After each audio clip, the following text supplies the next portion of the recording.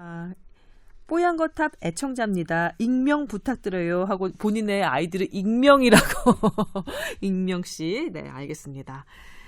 아, 취업에 먼저 성공한 애들이 야, 사무실 너무 건조해서 못 살겠더라 이렇게 얘기를 들어서 아유 부럽다. 난 그 건조한 데서 있어라도 봤으면 했는데 이분이 정말 취업에 성공하신 거예요. 그리고 정말 사무실에서 일을 하다 보니 이건 장난 아니게 건조한 거죠. 컴퓨터에서 계속 건조한 열풍이 나오고 공기도 답답하고 그래서 시간이 조금 지나면 얼굴이 엄청나게 당기는 느낌도 든다고 합니다. 그래서 이분의 해결책은 가습기였던 거예요. 가습기 틀어놓으니까 당기는 것도 좀 덜하고 뭐 호흡하는 것도 좀 좋아졌다고 합니다. 근데 요즘에 그 가습기 살균제 때문에 그런 약품은 전혀 집어넣지 않고 수돗물 대신 생수만 넣어서 이렇게 쓰고 계신다는데 그리고 씻을 때는 주방 세제를 이용해서 뽀덕뽀덕 씻으신대요. 그런데 회사 동료가 선배가 어느 날 이러더래요. 너 설마 그거 초음파 가습기는 아니지? 라고 해서 왜요? 맞는데요? 그랬더니 야 가열하는 방식의 가습기만 안전한 거야. 초음파 가습기는 그게 건강에 더 안 좋아. 이렇게 얘기를 하신 겁니다. 정말일까요? 사실이라면 폐에 안 좋을 것 같아서 정말 걱정인데 사용을 중지해야 할까요? 라고 물어오셨어요. 네, 저도 이분 사연 때문에 초음파 가습기를 찾아 공부를 하게 됐는데 네. 그러니까 기와식 가습기는 물을 끓여서 수증기를 만들어서 그 가습하는 방식이고 네. 초음파는 그러니까 음파를 발생해서 물의 작은 분자를 만들어서 하는 거죠. 분무기라고 생각하시면 돼요. 분무기처럼. 네. 그러니까 이제 이 초음파는 끓이지 않는다는 그런 부분이 좀 다른 거죠. 우리가 이제 습기를 공급하는 거에 있어서. 그런데 보니까 이제 이게 왜 초음파 가습기가 안 좋다라는 게 미국의 한 사람이 존이라는 사람이 그 블로그에 썼고 그게 많이 퍼서 이제 전파가 됐더라고요. 이제 네. 그분의 주장은 가습기 살균제가 문제가 아니다. 어. 그러니까 기와식이었다면 기와식의 수증기에는 가습기 살균제 성분이 들어갈 수가 없기 때문에 기와식을 사용한 사람은 절대로 걸리지 않았다. 초음파 그러니까 이게 물 분자를 잘게 쪼갠다고요? 예, 물 분자를 그냥 끓이지 않고 자기 분무기처럼 했기 때문에 그게 들어와서 문제가 된 거다라고 주장하셔서 그 글을 읽어보면 나름 그렇겠구나라고 생각을 할 수 있는데 네. 사실은 그렇지 않습니다. 근거 없어요. 예, 사실은 그렇지 않습니다. 왜냐하면 일단 우리나라에서 가습기 살균제에 대한 연구는 제법 돼 있었는데 네. 저기서 기와식 살균제를 쓰신 분들이 많아요. 그러니까 초음파 가습기를 사용한 분들이 많이 이렇게 가습기 살균제의 위험률이 확 증가하고 그렇게 되지 않았습니다. 가습기 살균제를 사용했을 때 48배 이렇게 위험이 높았던 거지. 거기서 그게 기화식이건 초음파식이건 상관이 없었다는 얘기인가요? 그리고 왜 그러냐면 수증기 기화식 기화식 가습기가 분자가 더 작아서 훨씬 더 우리 그 공기 중에 오래 돌아다니고 우리가 들이마실 수 있는 찬스가 더 있습니다. 그러면 오히려 기화식이 더 위험할 수도 있는 거네요. 아니, 만약에 그 살균제가 들어가 있었다면? 네, 그럴 가능성이 있죠. 그러니까 살균제에 그분이 주장하는 거는 그러니까 그 기화식 수증기에는 가습기 살균제 성분이 들어갈 수가 없다. 포함될 수가 없다라고 말씀하셨고 그 존이라는 사람은? 네, 존이란 분이. 그다음에 초음파 가습기는 물 분자가 크기 때문에 거기에는 그 가습기 살균제 성분이 들어가서 이게 돌아다닌다라고 얘기를 하셨는데 분무기는 사실은 거리가 오래 가지 않아요. 수초 내에 떨어집니다. 바닥에. 큰 물방울은. 작은 물방울, 눈에 보이지 않을 만큼의 작은 물방울들이 공기 중을 떠돌아다니다가 우리 폐 깊숙이 들어가는 거라서 네.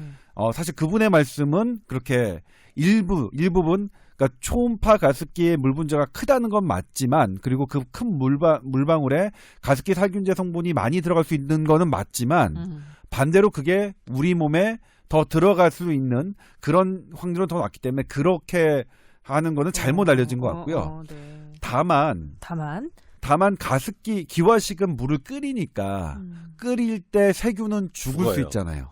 그렇지. 근데 초음파 같은 경우는 끓이지 않으니까 네. 세균의 문제에 있어서는 기화식보다는 좀 불리할 수 있겠다라는 생각은 들고 그게 여러 제품 설명서에 제가 지금 방금 말씀드린 내용은 나와 있는 내용이라서 그 정도 그러니까 깨끗함과 더러움의 차이 정도는 있을 수 있을 텐데 네. 가습기 살균제를 썼을 때 기화식은 안전하고 초음파 가습기는 위험하다. 이거는 아니다라고 예. 말씀드릴 수 있겠습니다. 아우, 정리를 딱 한번 해주십시오. 네, 그러네요. 우선 가습기 살균제를 사용하면 위험도는 똑같다. 어떤 종류를 쓰든. 네. 대신 초음파를 쓰면 세균이 증식이 더 쉽다. 온도가 높지 않기 때문에. 가열식은 세균이 적게 살기 때문에 네. 세균에 오염되는 거는 적다. 그러면 결론은 세균 증식이 잘 되는 초음파 가습기는 잘 씻어서 사용해야 된다. 그래서 하루에 한 번 정도 씻어야 된다고 사람들은 생각을 해요. 근데 우리가 하루에 한 번 씻기 어렵잖아요. 그렇죠. 네. 근데 이제 제가 가습기에 대해서 참고로 말씀드리자면 가습기 살균제 문제가 불거지기 전에 아산병원의 중환자실엔 모든 가습기를 없앴습니다. 그 당시 중환자실을 맡고 있던 아산병원 내과 호흡기내과 교수 고윤석 교수님의 그 오더로 그렇게 됐었는데 제가 물어봤어요. 고윤석 교수님 왜 가습기를 전부 다 없앴습니까? 하셨느냐. 실제로 습도가 어느 정도 유지되어야 그 인플루엔자 바이러스 같은 것들이 증식이 더 억제되거든요. 덜할 텐데. 그러니까 환자에게 의미 있게 들어가는 물 분자를 생성하기 위해서는 지금 기존에 상업적으로 나와 있는 가습기로는 어차피 유용하지 않다. 그런데 괜히 그거 관리를 잘못하면 세균이 돌아다니는 원인이 되기 때문에 그렇게 말씀하시더라고요. 그래서 그게 그 고윤석 교수님이 모든 학자들이 다 동의할 만큼의 적이 아니야. 동의하지 않는 분들도 많은데 네. 나름의 그 근거가 있습니다. 그러니까 물 분자가 상당히 작아야 우리가 이제 들이마실 때 의미 있는 사람에게 의미 있는 가습 효과가 나타나지.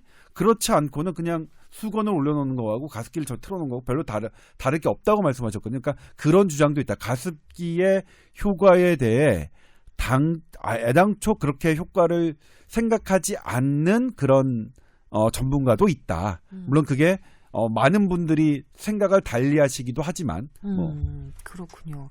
이분 같은 경우는 여성분이시고 그리고 가장 많이 느끼는 게 건조함, 그 얼굴 당김이거든요. 저는 만약에 가능하다면 이런 방법은 어떨까 싶습니다.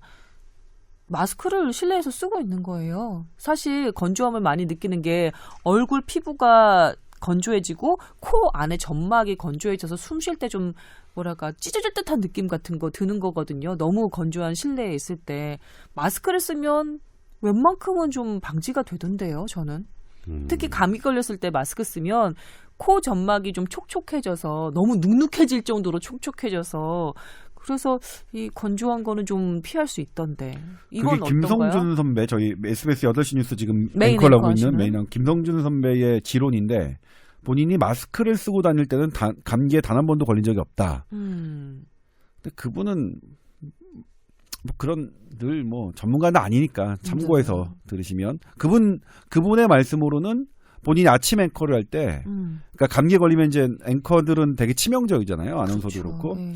그래서 마스크를 늘 했었는데 그때는 감기에 걸린 적이 없다라고 주장한 바가 있습니다. 기본적으로 코 비강과 그 후두 쪽에 있는 점막의 습도의 유지는 감기와 관련이 있어요. 그렇겠죠. 김성준 보도본부장이 정확히 아시는 거죠. 그냥 좋아서 정확하다고 말씀해 주시는 건 아니고요.